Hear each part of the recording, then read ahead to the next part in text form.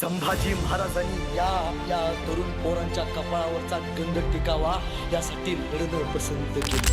सोसलं माझ्या लेकींनी जगावं हिंदू धर्मात आणि मरावं हिंदू धर्मात फक्त यासाठी.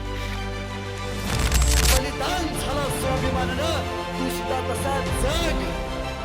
ही प्रेरणा ज्वलंत प्रेरणा आहे.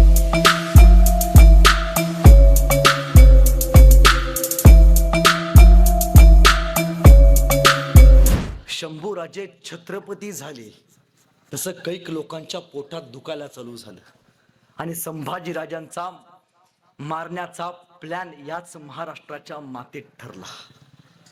या मातीची सगळ्यात मोठी खंत आहे. या मातीत जसे गवताला भाले फुटतात ना, तसं इथल्या दगडांवरती फितुरीची बीज मात्र फार लवकर उमसतात. ही जी गद्दारी आहे ना, ही गद्दारी सगळ्यात घातक. या महाराष्ट्राचं सगळ्यात मोठं नुकसान केलं फक्त या गद्दारीनं. एकानं सांगितलं, शंभूराजे सरदेसाईंच्या वड्यात सायंकाळी एकटे मुक्कामाला आहेत, पकडा मारून टाका. सांगणारे गणोजी संभाजी राजांचे मेहुणे आणि मुकरब खान कैक सैनिक घेऊन सायंकाळी शंभूराजांच्या वाटेनं पकडायला निघाला. कोल्हापूरच्या पन्हाळ्यावरती सायंकाळी मालोजी बाबा आणि सोबत संताजी एकटे उभारले होते. कैक सैनिक सायंकाळी झोपी गेलं होतं आणि मशाली सायंकाळी संभाजीराजांच्या वाट्याकडे जाताना दिसल्या. संताजी पळत गेला, बाबा ओ मालोजी बाबा, ह्या मशाली शंभूराजांकडे चाललेत. संताजी पळत गेले, कटडावरती उभारले, दुर्बीण काढलं, बघितलं संताजी नाही, राजा ऐकलंय, गनिमानं आक्रमण केलंय, गद्दारी झालंय, लवकरात लवकर गेलं पाहिजे, शंभूराजांना वाचवलं पाहिजे, जीवाची रान करा, राजाला वाचवा. लाखाचा पोशिंदा येतो. संताजी सोबत मालोजी बाबा घोड्यावरती बसले, मधनं वाट काढली, आंबा घाटात गेले, आंबा घाटा मार्गे सरदेसाईंच्या वाड्यात गेले. संगमेश्वर मध्ये महाराज झोपले होते. राजा निघा, राजा उठा, राजा मुकरब खान येतोय, कैक सैनिक येतोय, राजा उठा. कोणाची हिम्मत माझी खबर द्यायची? राजे आपलेच गणोजी. संभाजी राजेने जगदंबेच्या मायेला हात लावला. जगदंब म्हणून एकदा सह्याद्रीकडे बघितलं. मालोजी बाबा सांगतायत, राजे तुम्ही कवी कलशांना घ्या, कैक सैनिक घेऊन जवळच नावडी नावाची नदी आहे, नदीकडे जावा, नदीत बसा, आम्ही नाव तयार ठेवले, निघा. हा मालोजी एकटा त्या मुकरब खानाला बास आहे, पण संभाजी ऐकायला तयार नव्हते. राजा निघा. वडीलकीच्या नात्यानं सांगतोय. शंभूराजे घोड्यावरती बसले, सोबत कवी कलश. शंभूराजांचे घोडे निघाले नदीकडे, पण जाताना कवी कलश खाली पडले. संभाजीराजे मागे आले, आपल्या मित्राला घोड्यावरती बसवलं, जायला निघाले. गेले गेले गेले नदीपाशी गेले. वेळ कमी पडला आणि एका नदीला मुकरब खानाचा सेना सागर भेटायला आला होता. काठावरती एकच संभाजी, लढून मारा. औरंगजेबाच्या पाया पडून शरणागती पत्करा. संभाजी महाराजांनी या आपल्या तरुण पोरांच्या कपाळावरचा गंध टिकावा यासाठी लढणं पसंत केलं. मालोजी बाबांना सांगितलं, मालोजी बाबा साथ द्या. आणि मालोजी बाबा सह्याद्री सारखे शंभूराजांच्या पाठीमागे उभारले होते. संभाजीराजांनी गळ्यातली कवड्याची माळ काढली. संताजी लवकरात लवकर रायगडावरती जा, माझी कवड्याची माळ रायगडावरती पोचव. सांग संभाजीला पकडले. हा माझा पाखऱ्या घोडा घे, घोड्यावरती बस, माझ्या पाखऱ्याला घेऊन लवकरात लवकर रायगडावरती जा. संताजी जायला तयार नव्हते. निघ, वेळ कमी आहे, वकूत कमी आहे, लवकरात लवकर संदेश केला पाहिजे. संताजी घोरपडेंनी शंभूराजांना बघितलं. संभाजीराजांचा पाखऱ्या नावाचा घोड्यावरती लगान टापली आणि राजाला वाचवण्यासाठी संताजी घोरपडे निघाले. वाऱ्याच्या वेगानं पळत होते. तो पाखऱ्या पळत होता, पाठीमाग पकडलेला आपला राजा बघत होता. डोळ्यात पाणी होतं. आयुष्यभर राज्याभिषेकाला राजा माझ्या अंगावरती बसून मिरवला, राजाला पकडलाय, जीवाचं रान करत होता. राजासाठी डोळ्यात पाणी घेऊन वाऱ्यासारखा पळत होता. तलवारा बाहेर काढला. आता युद्ध सपार कतल्या. पण मालोजी बाबा, 60 वर्षाचा मालोजी, संभाजी राजांसाठी पहाड म्हणून उभारला होता. जिगर होत नव्हती कोणाची समोर जायची. युद्ध चालू झालं. सपार कतल्या. एक मालोजी बाबा तलवारी सारखे, वाघासारखे शत्रूच्या सैन्यावरती तुटून पडले होते. बळ तोकडं पडले. मालोजी बाबांची गर्दन कलम केली गेली. जाताना शेवटचं वाक्य, मावळ्यांनो, जीव गेला तरी चालेल, संभाजी राजा वाचला पाहिजे. राजाला सुखरूप पोचवा. आपल्या शिवाजीचा लिहो काय रे तो. लहानपणी आई निघून गेली 2 वर्षाची. धारावून दूध पाजून मोठा केलेला लिहो काय तो. राजाच्या लेकाला वाचवा बर का. उपकार विसरू नका आपल्या राजाचं. सैनिक लढत होते. बळ तोकडं पडलं. साखळ दंड आणले आणि संभाजी राजांना गिरफ्तार करायचा प्रयत्न केला. पण कसा होईल गिरफ्तार. अरे वाघाचा छावा येतो. एक पाऊल पुढे टाकायचा. राजा फक्त वर बघायचा. 4 पावलं माग सरायचं. सैनिक त्यावेळी मुकरब खानाला कळालं, जगात सगळ्यांचा नाद करा, संभाजी राजा नावाच्या छाव्याचा उभ्या आयुष्यात नाद करायचा नाही. अजिबात नाही. पण फितुरीनं दोर आणले, साखळ दंड आणले आणि छत्रपती संभाजी राजे गिरफ्तार झाले. मराठ्यांचा छावा मुघलांच्या दावणीला बांधला गेला फक्त फितुरीमुळं. आणि औरंगजेबाला कळालं, संभाजी राजांना पकडले. खाली आला. अल्लाह रहम दल्ली, जन्नत के दरवाजे सुन ले, काफर आ गया, अब दिखाएंगे औरंगजेब चीज क्या है. 9 वर्ष कुत्र्यासारखा पळवलाय मला. 9 वर्ष सोडणार नाही. आतापर्यंत डोक्यावरती जिरे टोप घालून फिरला असेल, विदुषकी टोपी घाला. आतापर्यंत अंगात राजाची कपडे घालून फिरला असेल, जनावरांची कातडी बांधा. अंगात साखळदंड घातला असेल, अंगात हिरे माणिक मोती घातला असेल, साखळदंड बांधा. आतापर्यंत घोड्यावरनं हत्तीच्या अंबारीतनं आला असेल, सडक्या उंटाला उलट बांधा. कळू द्या जगाला, औरंगजेबानं शिवाच्या छाव्याला गिरफ्तार केलाय म्हणून. मुकरब खानानं संभाजीराजांना पकडलं. संभाजीराजांना मुघली रियासतीची कपडे घातली, घोड्यावरती बसवलं. संगमेश्वर ते अकलूज पर्यंत न्यायचं ठरवलं.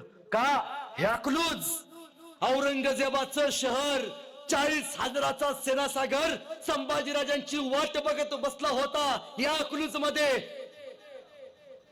संगमेश्वर पासून अकलूजला जायला बराच दिवस लागतो, बराच वेळ लागतो. या माणसानं चालत अंतर अवघ्या 1 ते 1.5 दिवसात पार केले. कुत्र माग लागल्यासारखा पळत होता. का त्या संभाजीला सोडवायचा प्रयत्न करतील. किल्ल्याच्या तटावरनं संभाजीला नेलं जात होतं, पण तटावरच्या धारकऱ्याला माहिती नव्हतं आपला राजा कैद झालाय. गावच्या वेशीवरनं आपल्या राजाला नेलं जात होतं. वारीला जाणाऱ्या वारकऱ्याला आणि गावकऱ्याला माहिती नव्हतं आपला राजा कैद झालाय. शिवाजीराजे आग्रामध्ये कैद मराठ्यांनी सोडवलं. शिवाजीराजे पन्हाळ्यावरती कैद जिजाऊंनी सोडवलं. पण ज्यावेळी संभाजीराजे कैद झाले, इतिहासात कुठं 10 गावं एकत्र आली संभाजीराजांना सोडवण्याचा प्रयत्न केला, कुठेही ऐकायला बघत नाही. अखंड महाराष्ट्र संभाजीराजांना पकडून द्यायला फितूर झाला आणि आणला अकलूज मध्ये. 40,000चा सेनासागर औरंगजेबाचा मुकरब खानाला मिळाला. शंभूराजांना घोड्यावरनं खाली टाकलं.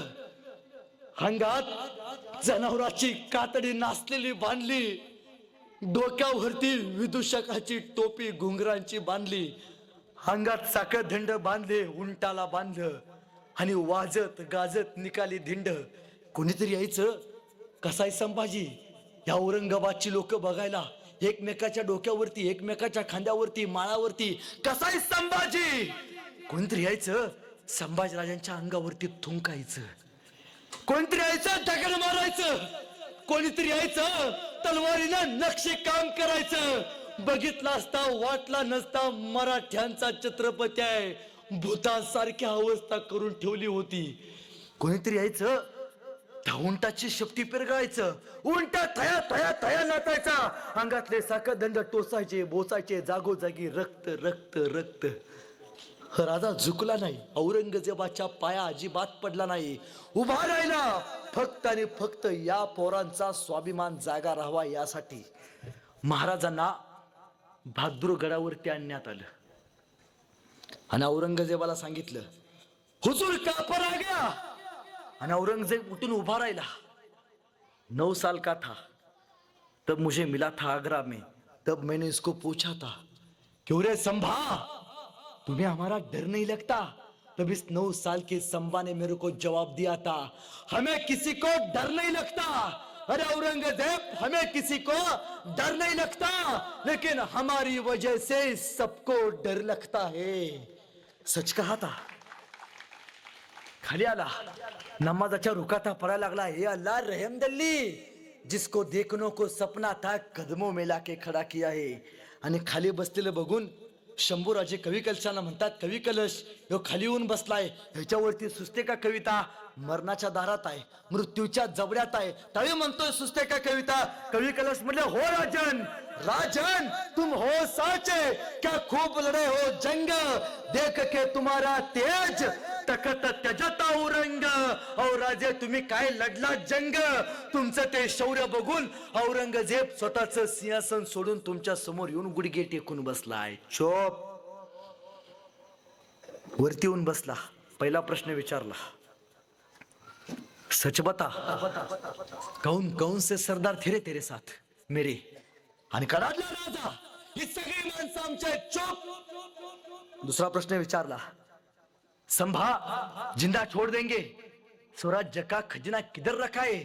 आणि कडाडला, छावा ही माणसं आहेत ना, हा माझा खजिना, दम असेल तर जिंकून दाखव. चुप. ले जाए जाए इसको, जबान बहुत बोलती है, ले जाए जाए, बांध दिया जाए. वधस्तंभाला संभाजी महाराजांना बांधण्यात आलं. सायंकाळी औरंगजेब गेला. कवी कलशांना म्हणतोय, हे कवि आ मेरे पास, जिंदा छोड़ देंगे, क्या है उस संभा के पास, एक बात बता दे, स्वराज्य का खजिना किधर रखा है. आणि कवी कलश म्हणतात शंभूराजांना, काय म्हणतो ऐकलं का, स्वराज्य का खजिना किधर रखा है. औरंगजेबाकडे बघत कवी कलश म्हणतोय, या औरंगजेब नमक है रे हम शंभू राजे के, जिएंगे शंभू राजे के साथ, मरेंगे भी शंभू राजे के साथ. औरंगजेब हाथी घोड़े तोप तलवारें, फौज तो तेरी सारी है, लेकिन जंजीर में पकड़ा राजा मेरा अभी सब पे भारी है, अभी सब पे भारी है. चुप. माघारी आला. पहिली शिक्षा, डोळे फार रागाने बघतात माझ्याकडे, निकाल दो आके उसकी. अरे ज्या डोळ्यांनी आयुष्यभर सह्याद्रीला बघितलं, डोळे जाणार होते. लालभुंद तप्त सळ्या जवळ आल्या. शंभूराजांना वधस्तंभाला बांधले, पण कुठली शिक्षा संभाजी राजांना द्यायच्या अगोदर ती पहिल्यांदा कवी कलशांना द्यायची ठरवली.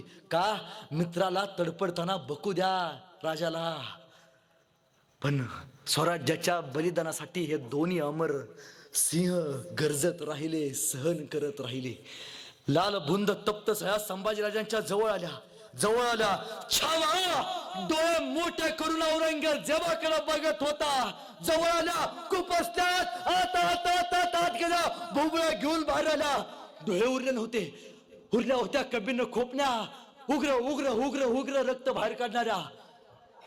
डोळ्यात काटूक गेला ना. 2 दिवस डोळा घेऊन बसतो आपण.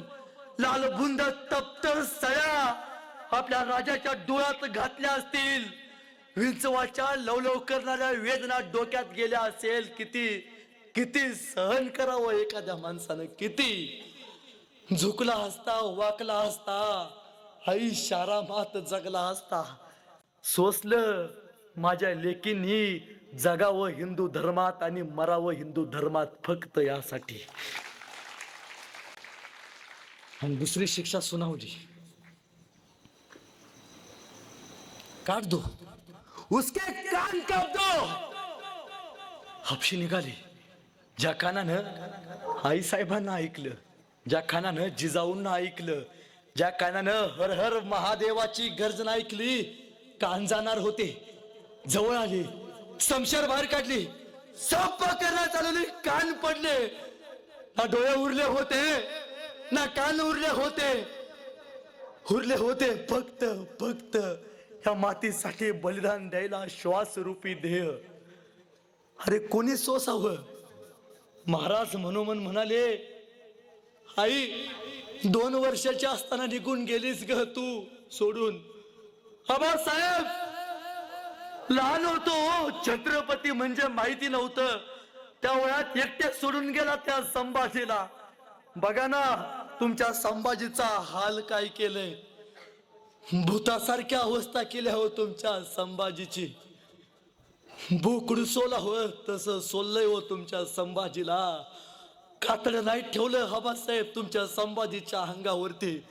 तुम्ही म्हणायचा माझा लोक सूर्यासारखा जेवढा गरम आहे, खोबरासारखा तेवढाच नरम आहे. मोत्यासारखा मऊ आहे माझा संभाजी. रयतेचा लोक आहे माझा संभाजी. आबासाहेब तुमच्या लेकाचे कातडे काढले बरं का आबासाहेब. कोणीतरी यायचं, संभाजीराजांच्या हाताची बोट कापून न्यायचं, कुत्र्याला खायला घालायचं. कोणीतरी यायचं, आपल्या राजाची गुडघ्याची वाट्या कापायचं, फेकून द्यायचं. एक जण आला, त्यानं संभाजीराजांच्या अंगावरती तलवारीनं नक्षी काम करायला चालू केलं. एक जण आला, त्यानं राजाचे केस उपडून धरले. एकानं संभाजीराजांच्या अंगाला मीठ चोळलं. अरे मासा तडपडावा तसा राजा तडपडला. किती सहन करावं भगवंता, मरण दे रे. आणि एकानं संभाजीराजांच्या अंगावरती गरम पाणी ओतलं. वेदना सहन होत नव्हत्या. झुकला नाही, वाकला नाही. धर्मासाठी जगला, धर्मासाठी शंभू राजा अमर झाला. शेवटची शिक्षा सुनावली.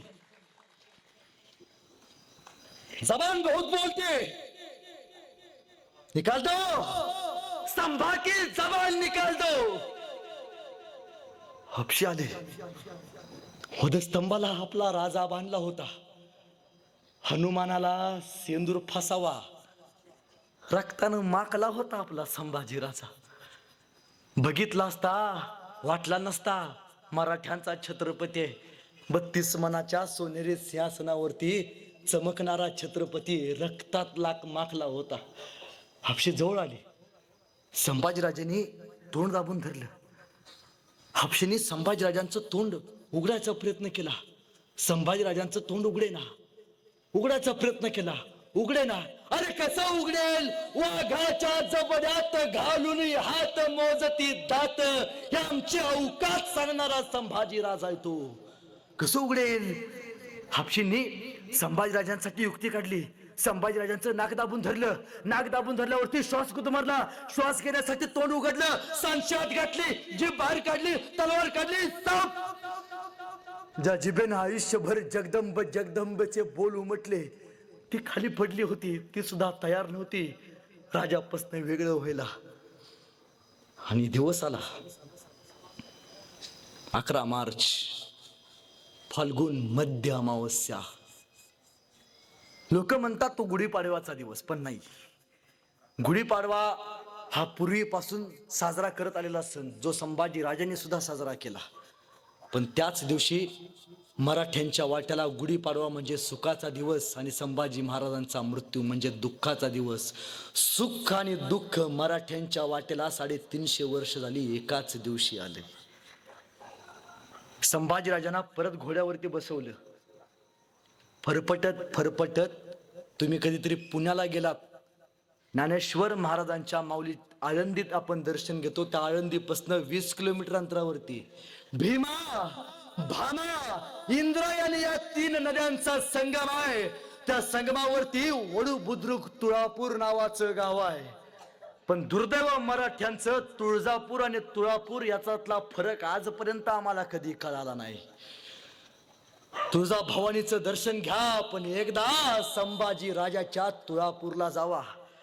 आणि संभाजी राजांना वडुबुद्रुक तुळापूरला आणलं. दिवस उजाडला. ती रात्र वैऱ्याची होती. काळोख पडला होता. वारा स्तब्ध. पक्ष्यांचा किलबिलाट थांबला होता. सह्याद्री शर्मेनं मान खाली घालून उभा होता. आणि आपशी निघाली. हाच ते कदम कवी कलशांच्या जवळ गेले. कवी कलशांची गर्दन कलम केली. जगदंब महाराज, अखेरचा मुजरा स्वीकारावा.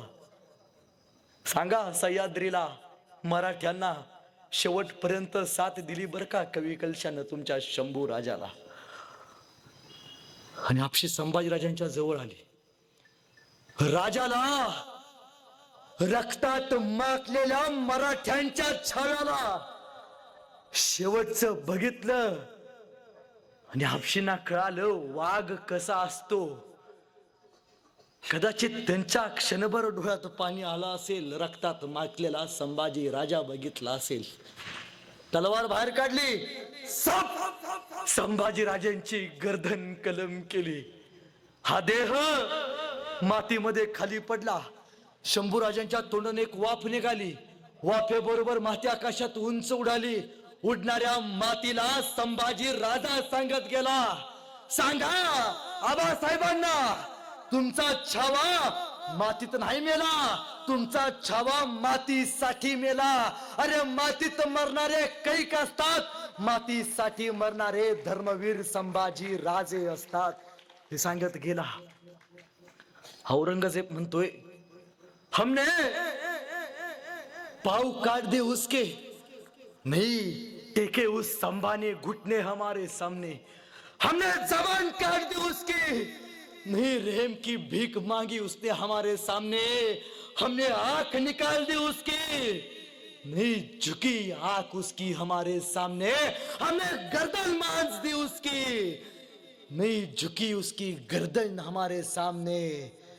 अल्लाह होंगे कामयाब कभी, या ऐसे ही लौटना पडेगा खाली आत दहली. असं एखादं एक तरी पोरग माझ्या पोटी जन्माला का नाही घातलास? अरे त्याला काय माहितीये तुझ्या पोटी कसा जन्माला येईल संभाजी? संभाजी जन्माला येईल तो म्हणजे सह्याद्रीच्या कुशीत आणि छत्रपती शिवाजी महाराजांच्या मुशीत, तुमच्या माझ्या या मातीत, मराठ्यांच्या जातीत, सह्याद्रीच्या कणाकणात. शेवटी संभाजीराजांच्या मस्तकाला धरलं, भाला रवला. अखंड तुळापूरमध्ये ढोल ताशे वाजवले. संभाजी राजांचं मस्तक भाल्याला धरून अख्ख्या गावात नाचवलं. कुणाच्या वाट्याला आली हो ही विटंबना? गावचा एखादा व्यसन करणारा माणूस जरी मेला ना, त्याला चांगला अंतविधी देतो आपण. ज्या राजानं मायमाऊलीच्या कपाळावरचा कुंकू शाबूत ठेवला, त्या राजाची गर्दन नाचवली गेली, नाचवली गेली. आणि संभाजी राजांची गर्दन इंद्रायणीच्या तीरावरती रोवली. त्या इंद्रायणीमध्ये रक्ताचा एक थेंब पडला. ती इंद्रायणी आजही सांगते, संभाजी नाही कळाला आमच्या पोरांना. कधी टेन्शन आलं, कधी आत्महत्या करू वाटली, लेकरांनो गाडी काढायची, वडुबुद्रुक तुळापूरला जायचं आणि एकदा त्या इंद्रायणीला विचारायचं, सांग ना इंद्रायणी, संकट आल्यावरती कसा लढला ग माझा संभाजी राजा? ती इंद्रायणी सुद्धा सांगेल, अरे ऐक, तुझा राजा लढला स्वाभिमानानं, तुझा राजा मातीसाठी बलिदान झाला स्वाभिमानानं, तू सुद्धा तसा जग. ही प्रेरणा ज्वलंत प्रेरणा आहे. सांग ना सह्याद्री कसा होता माझा संभाजी राजा? तो सह्याद्री साधा सांगेल संभाजी म्हणजे काय. आळंदीपासून पंढरपूरला आषाढीची वारी जाते ना, ही बंद पडलेली वारी चालू करणारा राजा म्हणजे छत्रपती संभाजी महाराज आहेत. 120 लढाया करून एकाही लढाईत पराभूत न होणारा राजा म्हणजे संभाजी. तत्कालीन काळात सगळ्यात जास्त घोडा पळवणारा, पळत्या घोड्याला डोळ्याची पापणी लावते तोपर्यंत रणांगणावरती गर करणं फिरवणारा राजा म्हणजे संभाजी. जगात पहिल्यांदा बुलेट प्रूफ जॅकेटचा शोध पाषाणकोटच्या लढाईत लावणारा राजा म्हणजे संभाजी. अरे संभाजी म्हणजे काय तर स म्हणजे संकटाशी, भा म्हणजे भारतीयांनी, जी म्हणजे जिद्दीने कसं पेटावं, तया नाव आहे संभाजी राजे, तया नाव आहे संभाजी राजे. शंभूराजे गेल्यावरती एक कवी मित्र एके ठिकाणी म्हणतो, रक्त सुद्धा रडलं होतं माझा राजा गेल्यावर, रक्त सुद्धा रडलं होतं माझा राजा गेल्यावर, थकला नाही कधीच तो अनेक युद्ध केल्यावर, जखमा सुद्धा म्हणत होत्या थांब राजा थोडं, हातात होते ढाल आणि पळत होत घोड. एकदा आपल्या शंभूराजाला डोळे भरून बघ आणि तुझ्या आयुष्यातली संकट कापून टाक, तुझ्या मार्गातली संकट कापून टाक. खर तर या संभाजीराजांचे खरे मावळे जर कोण असतील आजच्या जगात तर ते एकमेव आहेत, ते म्हणजे सीमेवरती उभारलेले आपले जवान. आयुष्यात कुणाचंही ऋण विसरा, एक वेळ आई वडिलांचं ऋण नाही लक्षात ठेवला तरी चालेल, पण 2 लोकांचं ऋण, या 2 लोकांची उपकार आयुष्यभर जपा. पहिलं ते म्हणजे सीमेवरती उभारलेले जवान आणि दुसरे म्हणजे रानात राबणारे आपले किसान. या 2 लोकांचे मरेपर्यंत उपकार विसरा. कधी विचार करा, या सैन्यामध्ये पोरं कुणाचे आहेत? तू एवढे आमदार आहेत, एका आमदाराचं पोरग आहे सैन्यात? नाही. एवढे खासदार आहेत, एकाही पोराचं आहे तिथं सैन्यात? नाही. एवढे जिल्हा प्रमुख आहेत, कोणाचं पोरग आहे सैन्यात? एकाच नाही. सैन्यात कोणाचं पोरग आहे? ज्याचा बाप दिवसभर शेतात राबतो आणि ज्याची आई रात्रीचं कालवण सकाळी गरम करून खाते, त्याचाच पोरगा सीमेवरती रायफल घेऊन देश सांभाळतोय. शेतकऱ्याची पोरं सगळी बघायला मिळतात. आपल्या गावातलं एखादं पोरग आज जाता जाता शेवटचा अर्धा मिनिट घेतो. काय परिस्थिती झाली माहितीये का आपल्या इकडं? आज आमची पोरं मेडिकल मध्ये जवळच्या कधीतरी जावा, व्यसनाच्या गोळ्या मागताना तुम्हाला दिसतील, पण सीमेवरती मर्दासारखं पळताना कधी तुम्हाला नाही दिसणार. आपल्या पोरांना आपण प्रोत्साहन का दिलं पाहिजे? गावकऱ्यांनो, एक काम करायचं. काय होतं, एखादं पोरग बाहेर अकॅडमीत असतं, पळतं, नशीब नाही लागत, भरती नाही होत, घरला येतं, चौकात बसलेली लोक म्हणतात काय मेजर कुणीकडे चालला? ते पोरग खातं आतल्यात मनाला. बापाच्या खांद्यावरनं पोरांची प्रेत जाताना स्वप्न तुटलेली मी बघितलेत. एखादं पोरग MPSC UPSC पुण्याला तयारी करत असतं, परीक्षेत नाही यशस्वी होत, हारतं, घरी येतं, चौकातली लोक म्हणतात 10वी न शिकलेली, काय अधिकारी कुणीकडे चालला? ते पोरग खातं आतल्यात मनाला. वेळ काढा, शेतकऱ्यांच्या पोराला सांगा लढ, बाप जिवंत आहे तोपर्यंत लढ. पोरांनो, प्रत्येकाच्या आयुष्यात 2 गुलाल असतात. प्रत्येकाच्या आयुष्यात 2 गुलाल असतात. पहिला गुलाल फिक्स आहे. कुणाचा चुकलाय काय? नाही. जो गुलाल परमेश्वरानं दिलेला आहे, पहिला गुलाल फिक्स आहे. आई वडिलांना तुम्हाला पहिला गुलाल लागणार आहे, पण आयुष्यात दुसरा गुलाल असतो, तो कर्तृत्वाचा असतो, तो आयुष्यात जगण्याचा असतो. इतके मोठे व्हा, आयुष्यात भरती व्हा, भरती झाल्यावरती अंगावरती गुलाल पडावा, गावाच्या चौकात आपला बॅनर लागावा, समोर मेजर लिहिलेलं असावं, आपल्या नावाच्या पाठीमागं आपल्या बापाचं नाव असावं, चौकात आपला बाप वाघासारखं छाताड काढून आपल्या त्या बॅनरकडे एकटक बघत असावं आणि आपल्या लेकाचा विजय बघून एकदा म्हणत असावं, बास, माझ्या लेकानं आयुष्यात सगळं कमवून दाखवलं. एका दिवसासाठी जगा, एका गुलालासाठी आयुष्यभर जगा. जाता जाता एवढंच सांगतो, माझ्या घरी कधी या, मी जन्मल्यापासून आतापर्यंत एकदाही टीव्ही बघितला नाही. माझ्या घरात टीव्ही नाही. वडिलांचं 40 लाखाचं घर आहे, 40,000चा सुद्धा टीव्ही नाही. माझ्या घरात टीव्ही नाही, पण माझ्या घरात माझ्या वडिलांनी 40,000ची शिवाजीराजाची संभाजीराजाची पुस्तकं मात्र जरूर आणून ठेवलीत. वेळ काढा, आपल्या लेकराला जवळ घ्या. शिवाजी कसा होता, संभाजी कसा लढला, लेकाला सांगा. नक्कीच मातीसाठी लढणारी पिढी या मातीमध्ये जन्माला येईल. जाता जाता एवढंच सांगतो, हर हर महादेव आवाज सुटला. हर हर महादेव आवाज सुटला. मुघलांच्या कपाळी घाम फुटला. आम्हा मर्द मावळ्यांच्या झटला चमकत्या तलवारी. मुघल पळती माघारी. शंभू राजे अजून तुम्ही 10 वर्ष जगला असता. मुघलांनी सुद्धा कपाळावरती भगवाच लावला असता. मुघलांनी सुद्धा कपाळावरती भगवाच लावला असता. धन्यवाद. जय महाराष्ट्र. जय हिंद.